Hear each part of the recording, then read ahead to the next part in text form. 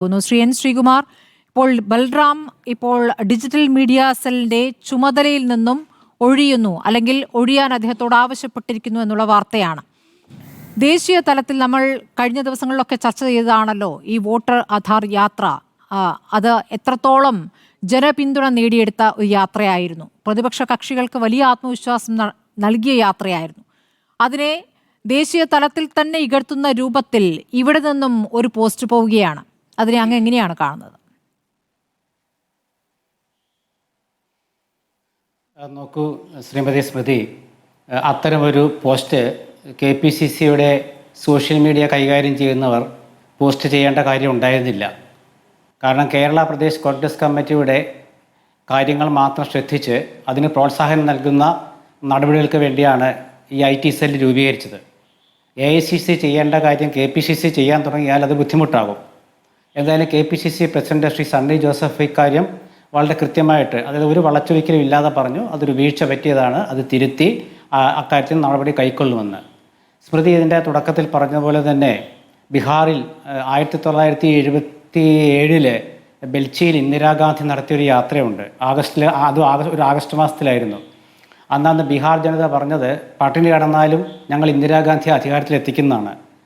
രാഹുൽ ഗാന്ധി ഇവിടെ ഈ വോട്ടധികാർ യാത്ര നടത്തിയത് സെപ്റ്റംബറിലാണ്. ഒരു മാസത്തിൻ്റെ വ്യത്യാസമേ ഉള്ളൂ. അവിടെ അദ്ദേഹം പറഞ്ഞത് ദരിദ്രൻ്റെ വോട്ടും പ്രധാനപ്പെട്ടതാണ് എന്നുള്ളതാണ്. 50 ലക്ഷം വോട്ടുള്ളവർ 50 ലക്ഷത്തോളം വോട്ടുള്ളവർ 65 ലക്ഷത്തോളം വോട്ടുള്ളവർ പുറത്തു പോയത് അദ്ദേഹം ചൂണ്ടിക്കാണിച്ചിരുന്നു. അദ്ദേഹത്തിൻ്റെ അഭിപ്രായങ്ങൾക്ക് മറുപടി പറയാൻ തെരഞ്ഞെടുപ്പ് കമ്മീഷൻ നടത്തിയ പത്രസമ്മേളനം നമ്മൾ കണ്ടതാണ്. പരാജയമായിരുന്നു. മാത്രമല്ല, ബീഹാറിൽ നേരത്തെ സ്മൃതി ചൂണ്ടിക്കാണിച്ചതുപോലെ ഇന്ത്യ സഖ്യം കേരളത്തിലെ CPMൻ്റെ കേരളത്തിൽ നിന്നുള്ള നേതാവായ ദേശീയ ജനറൽ സെക്രട്ടറി MA ബേബിക്കടക്കം ആദ്യം മാറി എന്നെങ്കിലും അവസാനം പോകേണ്ടി വന്നു. വയനാട്ടിൽ രാഹുൽ ഗാന്ധിക്കെതിരെ മത്സരിച്ച ആനി രാജയ്ക്ക് രാഹുൽ ഗാന്ധിക്കൊപ്പം ജീപ്പിൽ സഞ്ചരിക്കാൻ തോന്നി. ഇതിൻ്റെയൊക്കെ കാരണം എന്താണെന്ന് വെച്ചാൽ ആ യാത്രയുടെ വിജയമാണ്. ആ വിജയത്തിൻ്റെ ഒരു പരിണിത ഫലം നവംബറിലെ തെരഞ്ഞെടുപ്പിലാണെന്ന് നമുക്ക് മനസ്സിലാവുക. അത്രയും ആവേശവും സംതൃപ്തിയും ഒക്കെ നൽകിയ ഒരു യാത്രയ്ക്ക് ചെറുതായിട്ടല്ല വലുതായിട്ട് മുറിവേൽപ്പിച്ച ഒരു സംഗതിയാണിത്. ഇതിൽ ഞാൻ ഇവരെ ദോഷം പറയില്ല. കാരണം എന്ന് വെച്ചാൽ ഇതൊരു തെറ്റുപറ്റിയെന്ന് വെച്ചാൽ കാരണം ഈ നമ്മുടെ ഈ GSTയെ 5-8 വർഷം മുമ്പ് രൂപീകരിച്ച ശേഷം അത് കുറച്ച് ലളിതമാക്കി കൊണ്ടുവന്നല്ലോ. ഇപ്പോൾ അത് പ്രതിപക്ഷത്തിൻ്റെ വിജയം തന്നെയാണ് ഈ ലളിതമാക്കൽ. അതിൽ തന്നെ ഈ ബീഡി സിഗരറ്റ് ലഹരി ഉൽപ്പന്നങ്ങൾക്കൊക്കെ അതിൻ്റെ തീരുവയൊക്കെ അതിൻ്റെ GST കുറച്ച് കൊണ്ടുവന്നപ്പോൾ അതിൽ പുകയില ഉൽപ്പന്നങ്ങളിൽ തന്നെ ബീഡിക്കൊരു 20% ഇരട്ടി 40-ൽ നിന്നത് അങ്ങനെ എങ്ങോട്ടാണ് കണക്ക്. ആ കണക്കൊന്നും ഇവിടെ പ്രസക്തമല്ല. പക്ഷേ അത് ബീഹാറിലെ കണ്ടിട്ടാണ് എന്ന് പറയേണ്ട കാര്യം സത്യത്തിൽ KPCCക്കില്ല. ഇനി അഥവാ അങ്ങോട്ട് പോസ്റ്റ് ഇടുകയാണെങ്കിൽ തന്നെ അത് AICCയുടെ പരിഗണനയ്ക്ക് വെക്കണം. ഇതിൽ ഞാനൊരു കാര്യം പറയാം. പുറത്ത് നമ്മളധികം എല്ലാവർക്കും അറിയാം, പക്ഷേ അധികം ശ്രദ്ധിച്ചിട്ടില്ലാത്തൊരു കാര്യം പറയാം. ഇതിനു മുമ്പ് KPCCത്തെ ഈ ഡിജിറ്റൽ മീഡിയ സെല്ല് തയ്യാറാക്കിയ ചില പോസ്റ്റുകളെ AICC അംഗീകരിച്ചു. അത് പോസ്റ്റായിട്ട് വന്ന ശേഷമാണ് AICC അംഗീകരിച്ചത്. അപ്പോൾ ഈ സോഷ്യൽ മീഡിയയെ കൈകാര്യം ചെയ്യുന്ന അറിയാമല്ലോ, രാഷ്ട്രീയം അറിയുന്നവരാണ്. പക്ഷെ അവർക്ക് സമകാലിക രാഷ്ട്രീയത്തിൽ AICC എടുക്കുന്ന എല്ലാ നിലപാടുകളും കൃത്യമായി ഫോളോ ചെയ്യാൻ പറ്റുന്നുണ്ടോ എന്നൊരു സംശയമുണ്ട്. ശ്രീ ശ്രീകുമാർ, അതെങ്ങനെ അംഗീകരിക്കാനാവും? കാരണം ഇത് ദേശീയ തലത്തിൽ തന്നെ BJPയെ ഭരണപക്ഷ പാർട്ടിയെ പ്രതിരോധത്തിലാക്കിയിരിക്കുന്ന ഒരു യാത്രയാണ്. ആ യാത്ര എങ്ങനെയാണ് തുടങ്ങിയത് എന്നുകൂടി ഉണ്ടല്ലോ. വോട്ടുകൾ കണ്ടെത്തുന്നു, അത് വിളിച്ചു പറയുന്നു, അതിന് തെളിവുകൾ നിരത്തുന്നു, അതിനുശേഷം നടത്തുന്ന ഒരു യാത്രയാണ്. ആ യാത്ര ആ നിലയ്ക്ക് രാജ്യം മുഴുവൻ ശ്രദ്ധിക്കുമ്പോൾ, അത് ബീഹാർ മാത്രം ശ്രദ്ധിക്കുന്ന യാത്രയല്ലല്ലോ, രാജ്യം മുഴുവൻ ശ്രദ്ധിക്കുമ്പോൾ ഇത്രയും ഉത്തരവാദപ്പെട്ട ഒരു സംവിധാനം കൈകാര്യം ചെയ്യുന്നവർക്ക് എങ്ങനെയാണ് വീഴ്ച പറ്റുക?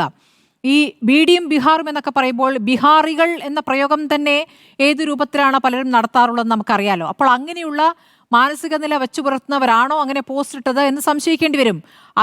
അങ്ങനെ സംശയിക്കുമ്പോൾ ഇതിപ്പോൾ ആദ്യം ബൽറാമിലേക്ക് ചോദ്യം നീളുന്നു. ബൽറാം പറയുന്നു, ബൽറാമിന് അതിൻ്റെ ചെയർമാൻ സ്ഥാനം ബൽറാം ഏറ്റെടുത്തിട്ടില്ല. നമുക്കറിയാം, ആദ്യം അനിൽ ആന്റണി ആയിരുന്നു അത്. അതിനുശേഷം സരിൻ എത്തുന്നു. സരിനും പാർട്ടി വിട്ടു. ഈ പറയുന്ന അനിൽ ആന്റണി BJPയിലേക്ക് പോയി, സരിൻ CPMലേക്ക് പോയി.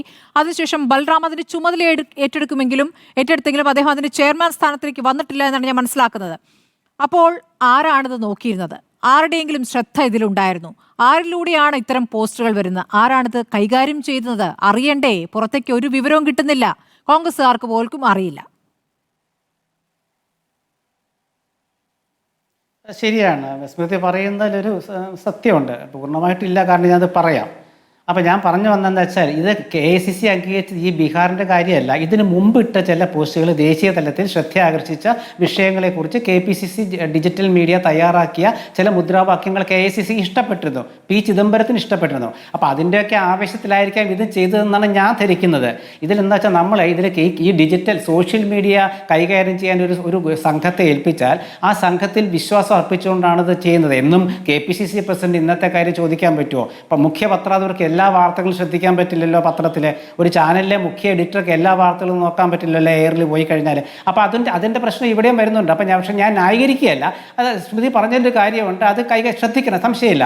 ഇവിടെ ശ്രീ VT ബൽറാം ഇതിലെ ഒരു കക്ഷിയല്ല. ഞാൻ ആദ്യമേ പറയാം, ഈ റിപ്പോർട്ടർ ചാനലിൽ ഒരാഴ്ച മുമ്പ്, എനിക്ക് തോന്നുന്നത് ഒരു 29-ാം തീയതിയോ 30-ാം തീയതിയോ ഈ ആഗസ്റ്റ് മാസം, അത് സ്മൃതിയാണോ അരുണാണെന്ന് എനിക്ക് ഓർമ്മയില്ല, ഇങ്ങനൊരു ഈ മറ്റേ യൂത്ത് കോൺഗ്രസിൻ്റെ മുൻ പ്രസിഡന്റ് രാജിവെച്ചതുമായി ബന്ധപ്പെട്ട് ശ്രീമതി ഉമാ തോമസിനെ ഉൾപ്പെടെയുള്ള വനിതാ നേതാക്കളെ ആക്ഷേപിച്ചുകൊണ്ട് സോഷ്യൽ മീഡിയയിൽ ചിലർ രംഗത്ത് വന്നപ്പോൾ അത് ചർച്ചയായിരുന്നു. നമ്മൾ ഈ ചർച്ചയാക്കി ഈ ഫ്ലോറിൽ തന്നെ.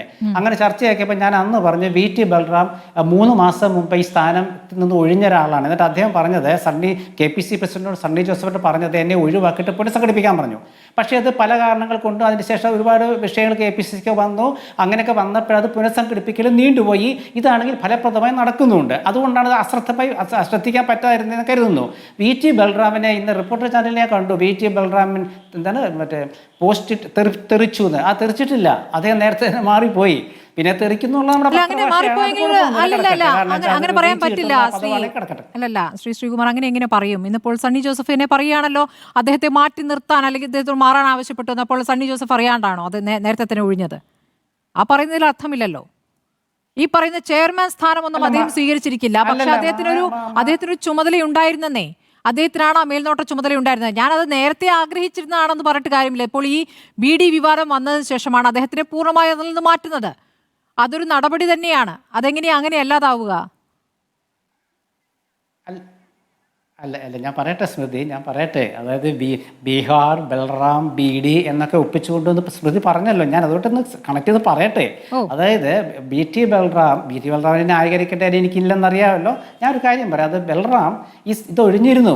പക്ഷേ ഒഴിഞ്ഞിരുന്നു വെച്ചാൽ നമ്മൾ സ്ഥാനം, ഞങ്ങളെ പാർട്ടി രാഷ്ട്രീയ കക്ഷികൾ എങ്ങനെയാ ഒരു സാധനം ഒഴിഞ്ഞാൽ അത് ഔദ്യോഗികമായിട്ടൊക്കെ കിട്ടുമ്പോൾ കുറേ സമയം പിടിക്കും. അദ്ദേഹത്തെ മാറ്റിയിട്ടുമില്ല, മാറാൻ KPCC പ്രസിഡന്റ് ആവശ്യപ്പെട്ടിട്ടുമില്ല. അത് പുനഃസംഘടിപ്പിക്കുന്ന KPCC പ്രസിഡന്റ്. അത് പുനഃസംഘടിപ്പിക്കുന്ന എങ്ങനെയാണെന്ന് വെച്ചാൽ ഇപ്പം അതിലുള്ളൊരു മിടുക്കന്മാരാണ്. ഉള്ള കാര്യം ഞാൻ പറയാമല്ലോ, ഇപ്പം സോഷ്യൽ മീഡിയ കൈകാര്യം ചെയ്യുന്നവർക്ക് മിടുക്കന്മാർ. പക്ഷേ അശ്രദ്ധയുണ്ടായി. ഒന്നാമത്തെ കാര്യം ഞാൻ പറഞ്ഞല്ലോ, ഈ ഒരു സംഗതി KPCC ഇടുമ്പം അത് AICC ആ മുദ്രാവാക്യം അംഗീകരിക്കുമ്പോൾ ആവേശം കൂടി ഇട്ടുപോയതാണ്. തെറ്റായിപ്പോയി, ചെയ്യാൻ പാടില്ലാത്തതാണ്. അവർക്കൊരു പാഠമായി. ഇനി അവർ ചെയ്യില്ല, കൈപൊള്ളിപ്പോയി. അതാണ് സംഗതി. അപ്പം ഇതിൽ നിങ്ങൾ ഉദ്ദേശിക്കുന്ന പോലെയുള്ള ഒരു സംഭവം ഇത് KPCC-യിലില്ല. പക്ഷേ ഹൈക്കമാൻഡ് അങ്ങനെ തോന്നുന്നില്ല. ഹൈക്കമാൻഡ് ഇടപെട്ടത് എങ്ങനെയാണ്? ഇല്ല അല്ല, ശരിയാണ്, ഹൈക്കമാൻഡ് ഇടപെട്ടെന്ന് മാത്രമല്ല, ഇത് മോശമായി പോയി. കാരണം വെച്ചാൽ രാഹുൽ ഗാന്ധി കെട്ടിപ്പൊക്കി കൊണ്ടുവന്ന ഒരു ഗോപുരത്തിലേക്ക് കുറച്ച് പെയിന്റ് കോരി ഒഴിക്കുന്ന പോലെ ആയില്ലേ? അത് ശരിയാണത്, സംശയം വേണ്ട.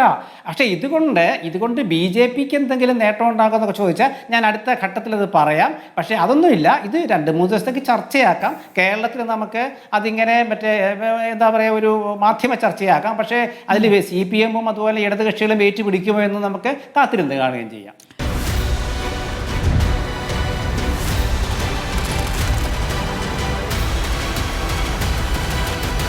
Debate with Smriti Parithikkad.